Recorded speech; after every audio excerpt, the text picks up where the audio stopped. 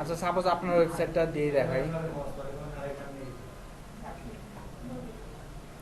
আচ্ছা দেখেন, এই যে আপনার এই আর্টিকেলটা, এই আর্টিকেলের ভিতরে যদি আপনি এই ওয়ান ডিরেকশনের একটা ব্যাকলিঙ্ক বসায় দেন, তাহলে সেই ব্যাকলিঙ্কটা কাউন্ট করবে হচ্ছে গুগল ওয়েবমাস্টার টুলস। সেই ডাটাগুলাই এখানে শো করতেছে। তার মানে আপনার ওয়েবসাইটে অথবা অন্য কারো ওয়েবসাইটে আপনি ওয়ান ডিরেকশন কিংবা আপনার ক্লায়েন্টের যে ওয়েবসাইটটা আছে সেই ওয়েবসাইটটার ব্যাকলিঙ্ক বসায় দিলেন, সেই ব্যাকলিঙ্কটা কাউন্ট করবে হচ্ছে গুগল ওয়েবমাস্টার টুলস। আর সেই ডাটাগুলা আপনারা দেখতে পারবেন লিঙ্কস টু ইয়োর সাইট এইখানে। তারপর এইখানে আছে আরেকটা আছে ইন্টারনাল লিঙ্ক। আপনার ওয়েবসাইটের ভিতরে এখন আপনার হচ্ছে ওইটা আপনি যেটা বললেন যে আপনি যে একটা ব্যাকলিঙ্ক তৈরি করছেন, ইন্টারনাল লিঙ্ক মানে কি?